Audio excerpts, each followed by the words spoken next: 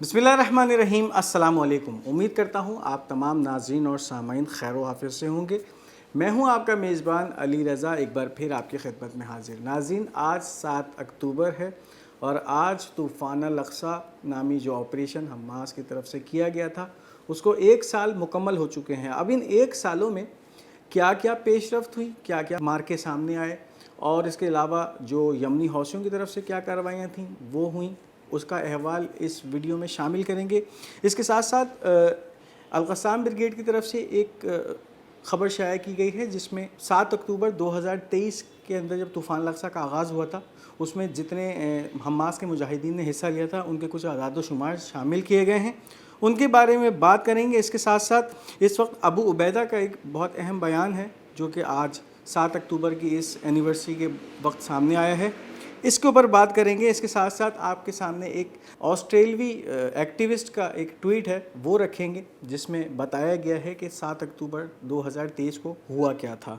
तो उन नाज़रीन के लिए जिन्होंने अब तक हमारा ये चैनल पाक गोल्ड मीडिया सब्सक्राइब नहीं किया, इस चैनल को सब्सक्राइब कीजिए ताकि आने वाली तमाम वीडियोस आप तक पहुंच सकें। इस वीडियो को लाइक कीजिए, शेयर कीजिए और कमेंट्स में अपनी कीमती आरा का इज़हार ज़रूर कीजिए। तो नाज़रीन, 7 अक्टूबर 2023 को जिस वक्त एक पूरी दुनिया के लिए हैरत और अचंभे की एक ख़बर सामने आई कि हमास ने इसराइल पे हमला कर दिया है, आज उसको 1 साल मुकम्मल हो चुके हैं। इन 1 सालों में बहुत सारे वाक़यात जो है वो रूनुमा हुए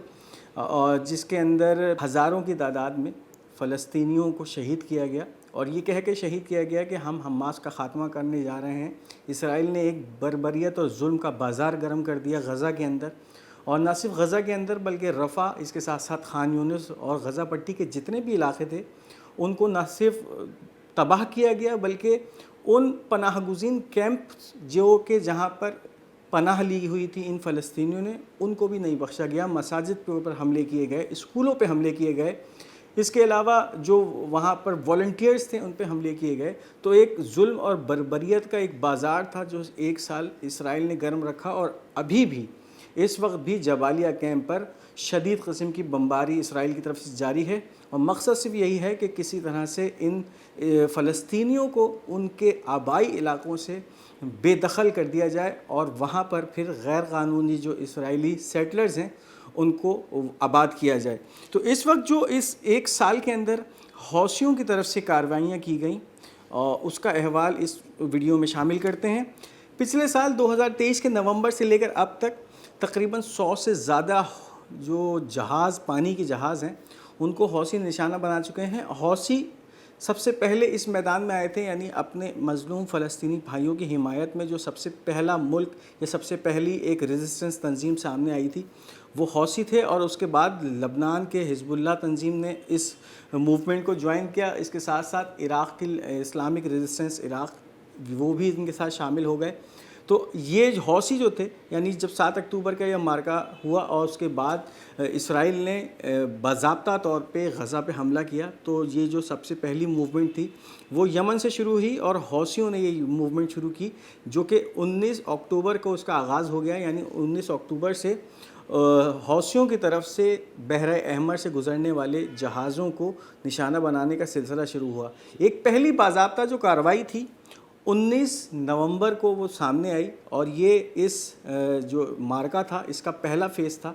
जो कि हौसियों की तरफ से किया गया और इसके नतीजे में एक गैलेक्सी लीडर नामी जहाज़ को हाईजैक किया गया, उसको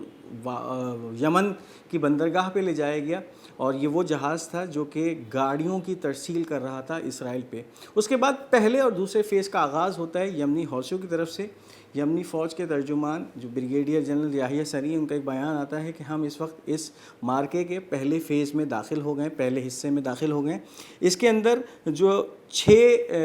बहरी जहाज़ थे उनको निशाना बनाया गया, यानी नवंबर से लेकर और 9 दिसंबर तक ये पहला और दूसरा फ़ेज़ था जिसके अंदर 6 बहरी जहाज़ों को बहरा अहमर में रोका गया। इसके बाद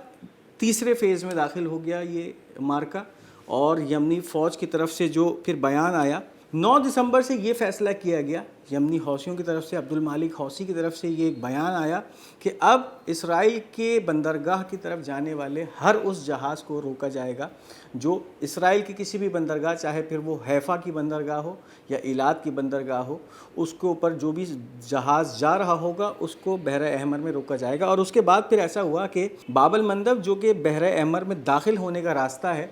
وہاں پر جو حوثیوں کے حملے تھے وہ ان میں شدت آ گئی، اور اس دوران ہوا یہ کہ یہ جو تیسرا فیز تھا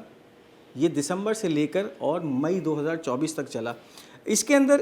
ویسے تو بہت سارے جہازوں کو حوثی نشانہ بناتے رہے، لیکن اس کے اندر جو سب سے اہم چیز تھی وہ یہ تھی کہ 18 فروری 2024 کو ایک ایسے جہاز پہ حملہ کیا گیا جو وہ حملہ کارگر بھی ثابت ہوا۔ نہ صرف کارگر ثابت ہوا بلکہ یہ روبی مار نامی ایک جہاز تھا جو کہ اس حملے کے نتیجے میں سمندر میں غرق ہو گیا، سمندر میں مکمل طور پہ ڈوب گیا۔ یہ پہلی ایک ایسی کارروائی تھی حوثیوں کی طرف سے جس کے اندر ایک پانی کے جہاز کو اتنا شدید نقصان پہنچا کہ پھر وہ سسٹین نہیں کر سکا اور سمندر کے اندر ڈوب گیا۔ پھر کارروائیوں کا سلسلہ جاری رہا، حوثیوں کی طرف سے متعدد ایسے جہازوں کو نشانہ بنایا جاتا رہا کہ جن کا پورٹ آف ڈیسٹینیشن اسرائیل کی کوئی بھی بندرگاہ تھی۔ اس کے بعد یہ تیسرے فیز سے چوتھے فیز میں جنگ داخل ہو گئی حوثیوں کی طرف سے۔ آج یہ جو چوتھا فیز تھا یہ مئی سے جولائی 2024 تک چلا۔ اس کے اندر جو مئی 2024 کے اوائل میں یہ چوتھے فیز کا آغاز کر دیا گیا، اور اس کے اندر پھر جو حوثیوں کے سربراہ عبد المالک الحوثی ہیں ان کی طرف سے ان تمام کمپنیز کے جہازوں کو نشانہ بنانے کا عندیہ دے دیا گیا کہ جن کا تعلق اسرائیل سے تھا، یعنی پھر وہ یا تو ان کے مالک اسرائیل ہوں یا پھر وہ جہاز اسرائیل کی ملکیت ہو، ان کو بھی نشانہ بنانے کا سلسلہ چلتا رہا۔ ان کمرشل جہازوں کے ساتھ ساتھ اس وقت بحر احمر میں امریکہ اور برطانیہ کے بہت سارے ڈسٹرائرز بھی موجود تھے جو کہ ان کمرشل جہازوں کی حفاظت پہ معمور کیے گئے تھے، یعنی ان کا مقصد یہ تھا کہ یمنی حوثیوں کے حملوں سے ان جہازوں کو بچایا جائے، کمرشل جہازوں کو۔ پھر یمنی حوثیوں نے ان پر بھی حملے کرنا شروع کر دیا، اور اس کے بعد جو ان حملوں کا دائرہ کار تھا وہ بحر احمر سے نکل کر بحر ہند یعنی انڈین اوشن اور اس کے ساتھ ساتھ میڈیٹرینین سی یعنی بحر روم تک پھیل گیا، یعنی انہوں نے اپنے جو حملے تھے ان کا دائرہ کار بڑھا دیا اور بحر احمر سے نکل کے دور افتادہ علاقوں میں بھی حملے کرنے شروع کر دیے۔ اس دوران جو ان کی طرف سے میزائل استعمال کیے جاتے رہے، قدس-2 میزائل استعمال کیے جاتے رہے، طوفان میزائل استعمال کیے جاتے رہے، اس کے علاوہ ڈرونز کا استعمال کیا گیا اور ایسی کشتیوں کا بھی استعمال کیا گیا جو کہ خودکش کشتیاں کہلاتی ہیں ان تمام حملوں کے اندر۔ اس کے بعد یمنی حوثی 5ویں فیز میں داخل ہوتے ہیں۔ اب جو 5واں فیز ہوتا ہے اس کے اندر یہ یمن کی سرزمین سے اسرائیل کے اوپر براہ راست حملے کرنا شروع کر دیتے ہیں، یعنی پھر بیلسٹک اور کروز میزائلز کا استعمال یمنی سرزمین سے اسرائیل کے خلاف کیا جاتا ہے۔ اس کا سب سے پہلا نشانہ الرشہ یا ایلات کا علاقہ بنتا ہے، اور اس کے بعد ایک نہ رکنے والا سلسلہ شروع ہو جاتا ہے جو کہ اس وقت بھی چل رہا ہے، اور اس وقت بھی حوثی اپنے مظلوم فلسطینی بھائیوں کی حمایت میں اسرائیل پر تابڑ توڑ حملے کر رہے ہیں، اور اب نہ صرف وہ جہازوں کو روک رہے ہیں بلکہ اسرائیل کے اوپر میزائلز بھی داغ رہے ہیں۔ اور سب سے حیرت کی بات یہ ہے کہ ان تمام یعنی اتنا فاصلہ ہونے کے باوجود یمن سے اسرائیل کا تقریباً 1250-1300 کلومیٹر کا فاصلہ ہے، اس فاصلے کو عبور کرتے ہوئے یہ میزائل نہ صرف اسرائیل پہنچتے ہیں بلکہ اپنے ٹارگٹس کو بھی نشانہ بناتے ہیں۔ تو یہ ایک چھوٹا سا ریویو ہے ایک سال کے اندر یمنی حوثیوں نے اس جنگ کے اندر کیا کردار ادا کیا۔ اب آتے ہیں حزب اللہ کی طرف۔ حزب اللہ نے بھی جب اس جنگ کا آغاز ہوا 7 اکتوبر طوفان الاقصی کا، تو حزب اللہ کی طرف سے پھر اسرائیل کے شمالی علاقوں کو ٹارگٹ کیا جانے لگا۔ وہاں سے روزانہ کی بنیاد پر 2-4 میزائل پھینکے جاتے تھے، اور اس وقت ہوتا یہ تھا کہ اسرائیل کا جو شمالی علاقہ ہے وہاں پہ بہت زیادہ سرویلنس ایکوپمنٹس لگے ہوئے تھے، سیٹلائٹس، کیمرے، اور ان کا مقصد یہ تھا کہ مسلسل لبنان پہ نظر رکھی جائے۔ اس کو آہستہ آہستہ حزب اللہ نے ویک کرنا شروع کر دیا۔ پھر اس کے بعد کیا ہوا، اس مذاق اڑا گیا، دنیا مذاق اڑاتی رہی کہ حزب اللہ صرف کیمرے تباہ کر سکتا ہے، اینٹینا تباہ کر سکتا ہے۔ اس کے اثرات 3 مہینے کے بعد آنا شروع ہوئے کہ جب حزب اللہ نے لبنان سے ایک راکٹوں کا جتھا فائر کیا اور وہ انڈیٹیکٹڈ اسرائیل کے اندر تقریباً 20 کلومیٹر تک داخل ہو گیا اور اسرائیل کے کسی بھی علاقے کے اندر سائرن نہیں بجا۔ یہ اسرائیل کے لیے ایک اچنبھے کی بات تھی کہ کس طرح سے ان کے آئرن ڈوم اور ڈیوڈ سلنگ جیسے جو بہت ایفیکٹو سمجھے جاتے تھے سسٹمز، ان کو توڑ کے یہ ان کی لیئر کو توڑ کے یہ میزائل اسرائیل کے اندر داخل ہوئے، نہ صرف داخل ہوئے بلکہ 20-25 کلومیٹر تک اندر پینیٹریٹ کر گئے۔ اس کے بعد یہ سلسلہ جاری رہا اور حزب اللہ نے مکمل عبور حاصل کر لیا اسرائیل کے شمالی علاقوں میں۔ مسلسل لبنان کے جنوبی علاقوں سے میزائلز فائر کیے جاتے تھے، راکٹ فائر کیے جاتے تھے اور وہ پھر آ کے ٹارگٹ کرتے تھے اسرائیل کے شمالی علاقوں کو، کریات شمونہ، اس کے ساتھ ساتھ گلیلی کے مقام کو نشانہ بناتے تھے اور ان علاقوں کے اندر اپنی حزب اللہ نے دھات بٹھا دی۔ اب یہ ایک دوسرا مارکا تھا جو کہ اسرائیل کے لیے کھل گیا۔ ایک طرف وہ فلسطین کے غزہ پٹی کے اندر حماس سے برسر پیکار تھا اور حماس کے ساتھ اس کے جتنے بھی ریزسٹنٹ فیکشنز تھے ان سے برسر پیکار تھا، دوسری طرف سے یمنی حوثی جو ہے وہ اس جنگ میں شامل ہو گئے، تیسری طرف سے حزب اللہ نے ایک محاذ کھول دیا۔ اب جو چوتھا محاذ تھا وہ تھا عراق کے مجاہدین کی طرف سے، یا اسلامک ریزسٹنس آف عراق یا حرکت النجابہ موومنٹ کے نام سے، انہوں نے بھی اب اسرائیل پہ ڈائریکٹ اٹیک شروع کر دیے۔ یہ تمام حملے عراقی سرزمین سے ہوتے تھے اور ان کے اندر جو استعمال ہونے والا ہتھیار تھا وہ ڈرونز تھے، یعنی ڈرونز عراق سے فلائی کرتے تھے اور نشانہ بناتے تھے اسرائیل کے کسی بھی علاقے کو۔ اس کے بعد اس منظر میں ایران شامل ہو جاتا ہے۔ ایران کی طرف سے اسرائیل کے اوپر باضابطہ 2 اٹیکس کیے گئے، ایک اپریل میں کیا گیا اور ایک ابھی تازہ ترین اکتوبر میں کیا گیا۔ اس کے بعد ہوتا یہ ہے کہ پوری دنیا کے سامنے جو اسرائیلی بلند و بانگ دعوے ہوتے ہیں ان کی قلعی کھل کے سامنے آ جاتی ہے کہ اور پتہ چل جاتا ہے کہ اسرائیل کس حد تک اپنے ملک کا دفاع کرنے کے قابل ہے۔ تو یہ ایک چھوٹا سا احوال تھا کہ اس ایک سال کے اندر کیا کچھ ہوا۔ آپ چلتے ہیں خبروں کی طرف۔ اس وقت القصام بریگیڈ کی طرف سے کچھ ڈیٹیلز ہیں جو کہ سامنے لائی گئی ہیں اور یہ ڈیٹیلز 7 اکتوبر 2023 کی ہیں۔ Al Qassam brigade reveals detail of the first hour of the flood. 4,500 fighters from our force participated in Operation Al-Aqsa Flood, 3,000 of them for maneuvering operations and 1,500 for support and backup operations. In less than 2 hours, we succeeded in penetrating the disappearing wall and raiding all the enemy division site, which numbers 15 military sites. In addition to attacking 10 military intervention points and the protection factions present in 22 settlements. We destroyed the enemy division and took control of the Raim military base, which was the pride of the occupation army. اب القصام brigade کی طرف سے یہ اعداد و شمار ہیں کہ 7 اکتوبر کو 4,500 مجاہدین نے اس آپریشن الاقصی فلڈ یا طوفان الاقصی میں حصہ لیا اور 3,000 کے قریب داخل ہو گئے، جبکہ 1,500 ایسے تھے جو کہ پیچھے ان کے بیک اپ پہ موجود تھے۔ اب اس 2 گھنٹے کے اندر ہوا یہ کہ انہوں نے داخلہ جب اسرائیل کے اندر داخل ہوئے، ان کی جو ایک وال کہلاتی تھی انویزیبل وال، اس کو توڑا۔ اس کو توڑنے کے بعد اسرائیل کے اندر داخل ہوئے، نہ صرف داخل ہوئے بلکہ 15 ملٹری سائٹس کو نشانہ بنایا، ان کو کیپچر کیا اور اس کے بعد 10 ایسی جگہوں کے اندر جہاں پہ ان کا مقابلہ ہوا اسرائیلی فوج سے، ان کو انٹروین کیا۔ انٹروین کرنے کے بعد ان پوسٹوں کے اوپر جو ہے وہ اپنی کمانڈ کر لی۔ اس کے ساتھ ساتھ دشمن کی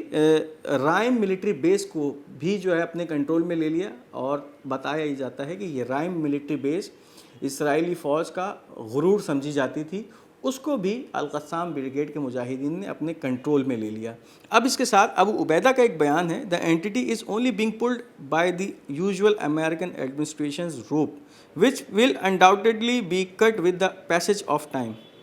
بتایا جا رہا ہے کہ اس وقت اسرائیل کی ڈور مکمل امریکن ایڈمنسٹریشن کے ہاتھ میں ہے اور جو کہ وقت آنے پر جس طرح سے اس وقت یہ معاملات چل رہے ہیں، یہ اس کا رابطہ امریکن ایڈمنسٹریشن سے منقطع ہو جائے گا اسرائیل کا، اور اس کے بعد پھر اسرائیل بے آسرا بے سر و سامان ہو جائے گا۔ اور یہ آنے والا وقت بتائے گا کہ جس طرح یہ وقت حالات تبدیل ہو رہے ہیں تو یہ وقت جو ہے یہ اس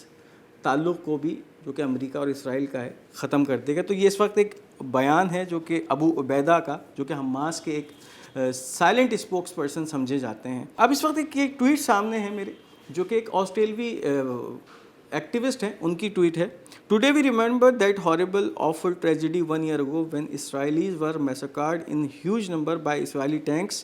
and Israeli helicopters and Israeli soldiers and also hit by Hamas a bit." اب یہ بڑا حیرت انگیز بیان ہے کہ آج 1 سال مکمل ہو گیا ہے، ہم یاد کر رہے ہیں ان اسرائیلیوں کو جو کہ جن کا قتل عام کیا گیا اسرائیلی ٹینکوں کے ذریعے، اسرائیلی ہیلی کاپٹرز کے ذریعے اور اسرائیلی فوجیوں کے ذریعے، اور ان میں سے چند جو ہیں وہ حماس نے بھی مارے۔ تو اب بڑا حیرت انگیز بیان ہے، اور اس کے بارے میں اگر اس کے سیاق و سباق کو دیکھا جائے تو جولائی 2024 کے اندر ایک اسرائیلی جریدہ ہارڈ اس نے ایک رپورٹ شائع کی تھی کہ جب 7 اکتوبر 2023 کو حماس کے مجاہدین داخل ہوئے ہیں اسرائیل میں، تو اس کے بعد جو اسرائیلی فوج تھی یا اس کی اعلیٰ کمانڈ تھی، ان کو حالات کا کچھ علم نہیں تھا، اور اس وقت جتنے بھی ڈویژنز جن اس علاقے میں موجود تھے جہاں سے یہ داخل ہوئے کسوفیم کے علاقے سے، ان کو یہ ہدایات جاری کر دی گئی تھیں کہ یہ جو حماس کے لوگ داخل ہوئے ہیں یہ کسی بھی اسرائیلی کو اغوا کر کے یا قیدی بنا کے واپس نہ لے جائیں، اور ان کو یہ آرڈرز دے دیے گئے تھے کہ جو بھی سامنے نظر آئے اس کو اندھا دھند جو ہے نا اس کو مارا جائے، اس کو قتل کیا جائے۔ تو زیادہ تر جو لوگ اسرائیلی عوام جو مری ہے 7 اکتوبر کو، وہ اسرائیلیوں کی ہی گولیوں سے مری ہے، اسرائیلی ٹینکوں سے مری ہے، اور اس کے علاوہ جو ہیلی کاپٹرز نے نشانہ بنایا ہے ان کے ذریعے مری ہے۔ اس کے باوجود جو حماس کے مجاہدین تھے 250 اسرائیلیوں کو اپنے ساتھ لے گئے جن کو انہوں نے قیدی بنا لیا تھا، اور آج تک وہ ان کی قید میں موجود ہیں۔ بہت زور لگا چکا ہے اب تک اسرائیل کہ اپنے ان قیدیوں کو چھڑا لیا جائے، لیکن اب تک اس کو کسی بھی قسم کی کوئی کامیابی نہیں ہوئی۔ حماس کو ختم کرنے کی کوشش کی گئی لیکن اس کو کسی قسم کی اب تک کوئی کامیابی نہیں ہوئی۔ اس وقت یہ مثال اسرائیل پہ صادر آتی ہے کہ کھسیانی بلی کھمبا نوچے۔ اس وقت وہ تمام حربے استعمال کرنے کے باوجود بھی نہ ان 250 قیدیوں کو آزاد کرا سکا، اور نہ اس وقت حماس کا خاتمہ غزہ پٹی سے کر سکا۔ تو یہ اس وقت ایک بہت اہم ٹویٹ ہے جو کہ سامنے آئی ہے ایک آسٹریلین ایکٹیوسٹ کی۔ اب ایک بہت ہی حیرت انگیز خبر ہے جو کہ یونائٹڈ کنگڈم سے ہے۔ United Kingdom begins evacuating families of British diplomats living in Israel. Israel جو کہ بہت ہی محفوظ ملک سمجھا جاتا تھا، اب برطانیہ اپنے جو ہائیلی آفیشلز اور ڈپلومیٹس ہیں، سفارتکار ہیں، ان کو اور ان کی فیملیز کو اسرائیل سے نکال رہا ہے، ان کو وہاں سے ایویکویٹ کر رہا ہے، اور ان کو اب یہ حکم دے دیا گیا ہے کہ وہ اسرائیل کو چھوڑ دیں۔ تو اس کا مطلب یہی ہے کہ اب جو ایک اسرائیل کا ایک خود ساختہ غبارہ تھا اس میں سے اب ہوا نکلنا شروع ہو گئی ہے، اور اب برطانیہ جیسا ملک کہ جس کے شہری اپنے آپ کو اسرائیل میں محفوظ سمجھتے تھے، نہ صرف شہری بلکہ اب اس نے اپنے سفارتکاروں کو بھی اسرائیل سے انخلاء کا کہہ دیا ہے، اور اب ان کا انخلاء شروع ہو چکا ہے اسرائیل سے۔ تو یہ ایک بڑی اہم خبر ہے کہ مطلب آنے والے تناظر میں اسرائیل کے اوپر کچھ بڑا وقت پڑنے والا ہے، جس کی وجہ سے اب یہ برطانیہ جیسا ملک اپنے شہریوں کو اور اپنے سفارتکاروں کو اسرائیل سے انخلاء کر رہا ہے۔ تو یہ تھی آج کی خبریں، یہ تھا آج کا ہمارا خبرنامہ۔ امید کرتے ہیں آپ کو یہ خبریں پسند آئی ہوں گی۔ اپنی قیمتی آراء کا اظہار کمنٹس میں ضرور کیجیے گا۔ اس ویڈیو کو لائک اور شیئر کرنا مت بھولیے گا، اور ہمارا یہ چینل پاک گولڈ میڈیا، اس کو ضرور سبسکرائب کرتے جائیے گا۔ انشاءاللہ بہت جلد آپ سے ایک دوسری ویڈیو میں ملاقات ہوگی۔ تب تک اپنا بہت بہت خیال رکھیے گا۔ تب تک کے لیے خدا حافظ و ناصر۔